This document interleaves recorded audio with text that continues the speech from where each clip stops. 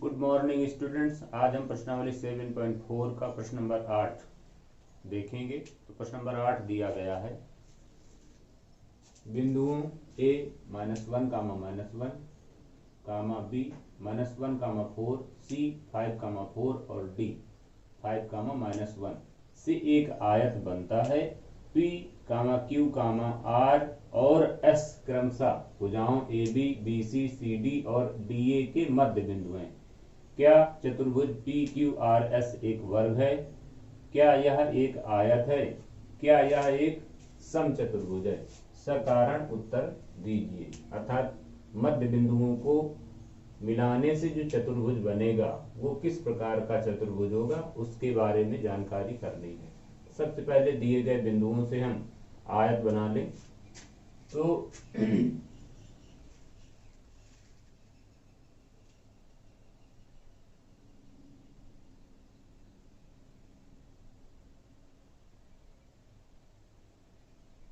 यहां पर बिंदु दिए गए हैं -1 -1।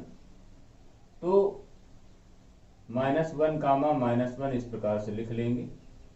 फिर इसके बाद अगला बिंदु दिया गया -1 4, तो यहाँ पे लिख रहे -1 4। फिर इसके बाद अगला बिंदु दिया गया है 5 4। फिर अगला बिंदु दिया गया है 5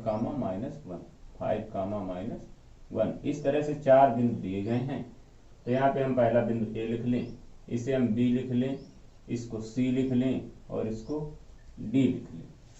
तो कह रहा है कि AB का मध्य बिंदु है P, इसका मध्य बिंदु हो गया P। BC का मध्य बिंदु है Q, तो यहाँ पे मध्य बिंदु हो गया Q। CD का मध्य बिंदु है R और DA का मध्य बिंदु है S। कह रहा है कि इनसे यदि इन बिंदुओं को क्रम से मिला दिया जाए, अर्थात P को Q से, Q को R से, R को S से और S को P से, तो यहाँ पे जो चतुर्भुज बना PQRS, ये किस प्रकार का चतुर्भुज है? देखिए,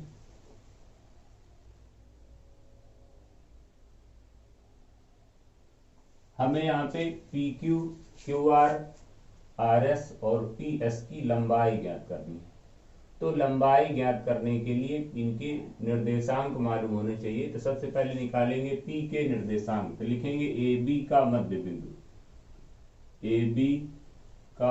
बिंदु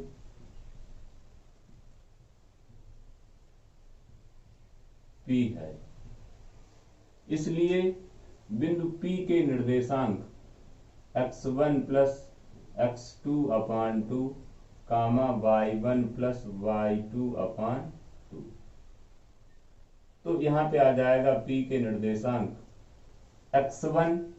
तो P के निर्देशांक ज्ञात करने के लिए जो A का मान होगा वो x1 y1 और जो B के निर्देशांक होंगे वो x2 और y2। तो यहाँ पे आ जाएगा x1 का मान -1 और प्लस x2 का मान भी -1 दिया गया, तो यहाँ पे बीच में माइनस आ जाएगा, बटे में आ जाएगा 2 y1 प्लस y2। तो y1 का मान -1 और y2 का मान है +4 और अपान में यहाँ पे आ जाएगा 2। यदि इसको हम और हल कर लें तो यहाँ से आ जाएगा P के निर्देशांक -2 अपान 2 3 अपान 2। और अगर हल कर लें तो यहाँ से आ जाएगा P का निर्देशांक -1 3/2। तो ये P के निर्देशांक प्राप्त हो गए। इसी तरह से लिखेंगे BC का मध्य बिंदु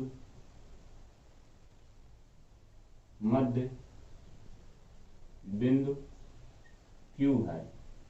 BC का मध्य बिंदु Q है, इसलिए Q के निर्देशांक अब यहाँ पे हम सीधे निकाले ले रहे हैं। Q हमारा ये दिया गया, यहाँ पे होगा x1 प्लस x2 अर्थात -1 प्लस 5 अपान 4 y1 प्लस y2। तो y1 का मान 4 है और y2 का मान भी 4 है, तो यहाँ पे इतना आ जाएगा। यदि इसको हम हल करेंगे तो यहाँ से आ जाएगा Q का मान 5 में ये एक घट जाएगा तो 4 आ जाएगा, 4 बटे, ये गलत हो गया, यहाँ पे 2 आएगा, तो यहाँ पे आ जाएगा 4/2। तो 4/2 आ जाएगा 2 कामा यहाँ पे हो गया 4 4 8 8/2 अर्थात 4।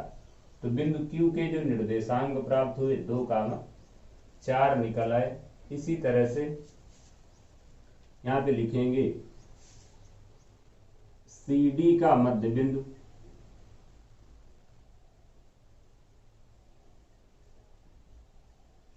CD का मध्य बिंदु R है, CD का मध्य बिंदु R है, इसलिए R के निर्देशांक प्राप्त होंगे x1 + x2/2 अर्थात 5 + 5/2 कामा y1 + y2 तो 4 और यहाँ पे माइनस का 1 तो 4 - 1/2 अर्थात यहाँ से यदि हम हल करें तो R के निर्देशांक निकालेंगे 5 5 10/2 अर्थात 5 कामा 4 में घट गया तो बचेगा 3/2। ये R के निर्देशांक निकल आए। इसी तरह से यहाँ पे लिखेंगे कि DA का मध्य बिंदु, DA का मध्य बिंदु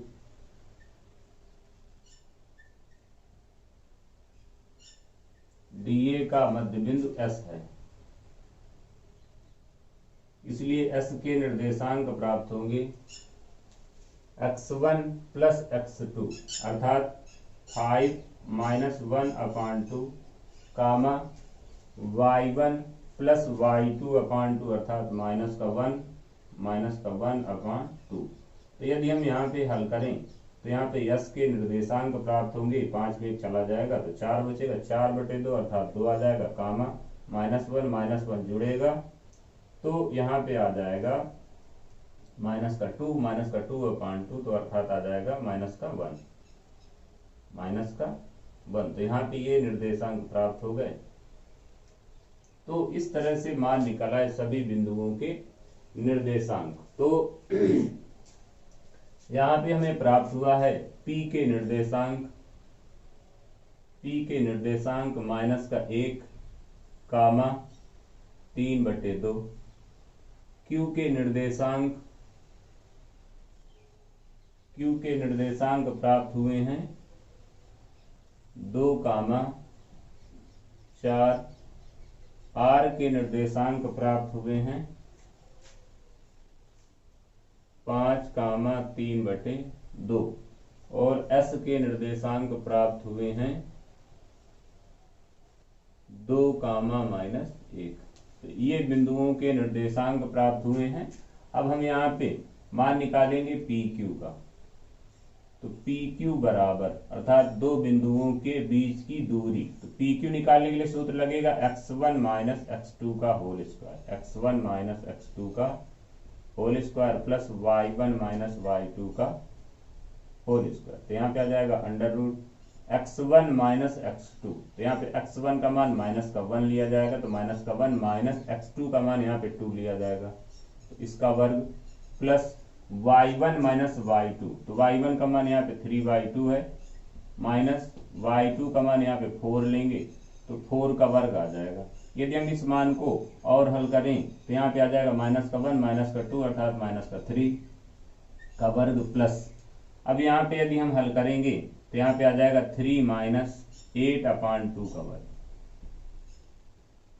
तो यहाँ पे प्राप्त होगा 3 का वर्ग करेंगे तो 9 आ जाएगा, प्लस और यहाँ पे हल करेंगे तो माइनस का 5/2 बचेगा, तो 5 का वर्ग 25 और 2 का वर्ग 4 अर्थात यहाँ पे इतना आ जाएगा। यदि इसका हम एलसीएम ले लें तो यहाँ पे आ जाएगा 36 + 25/4, तो यहाँ पे जोड़ेंगे तो मान आ जाएगा 61/4 ये मान निकलेगा PQ का।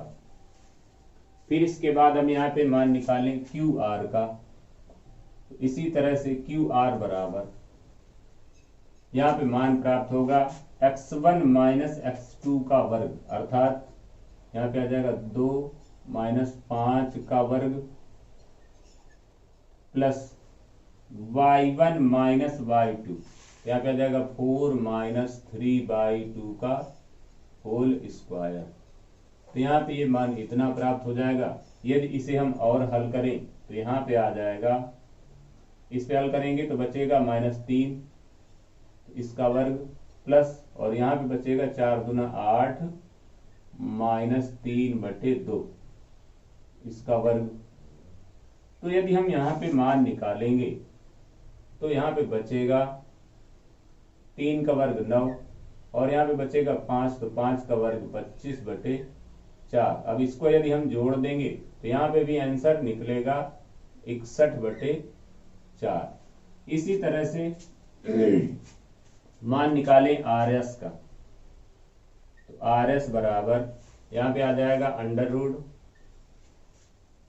√x1 माइनस x2 का वर्ग, तो यहाँ पे आ जाएगा 5 माइनस 2 का वर्ग प्लस y1 माइनस y2, तो यहाँ पे हो जाएगा 3/2 माइनस, और ये माइनस का 1 जब यहाँ पे रखा जाएगा तो प्लस का 1 हो जाएगा, तो इसका वर्ग हो जाएगा यहाँ पे। और यहाँ से मान निकलेगा आर एस बराबर √ जब यहाँ पे हल करेंगे तो बचेगा 3, तो 3 का वर्ग करेंगे तो 9 आ जाएगा प्लस। इसी तरह से यहाँ पे जब हम हल करेंगे तो यहाँ पे आ जाएगा 5/2, तो 5/2 का वर्ग करेंगे तो 25/4 आ जाएगा। अर्थात इसको यदि हम फिर से हल करेंगे तो यहाँ पे भी 61/4 ही आ जाएगा।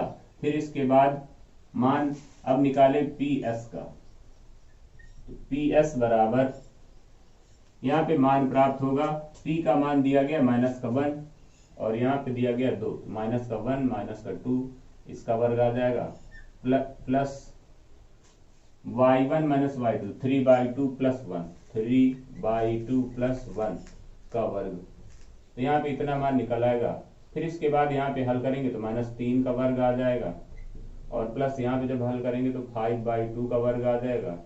अर्थात यदि हम यहाँ पे मान हल करें तो इसका वर्ग करेंगे तो 9 आ जाएगा,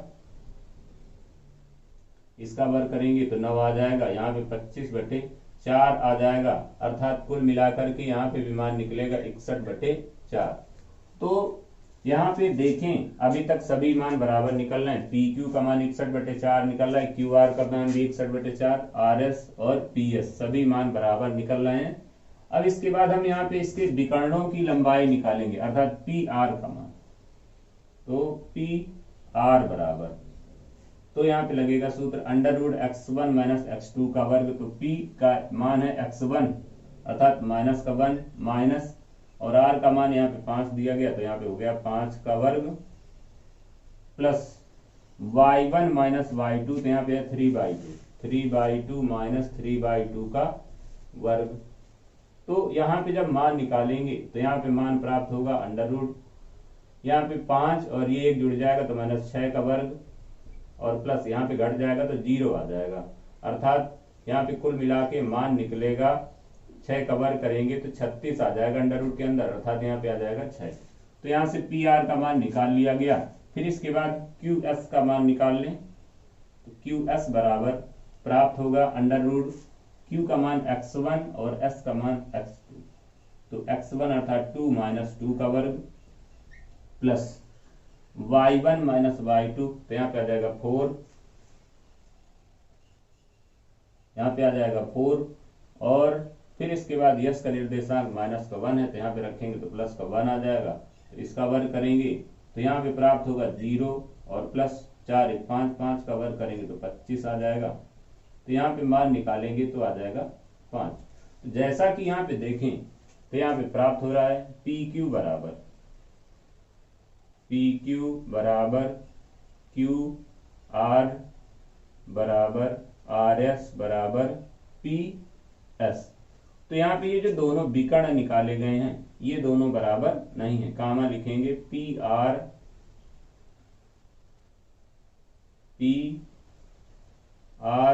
not equal Q S, P R not equal Q S. अतः यह समचतुर्भुज है।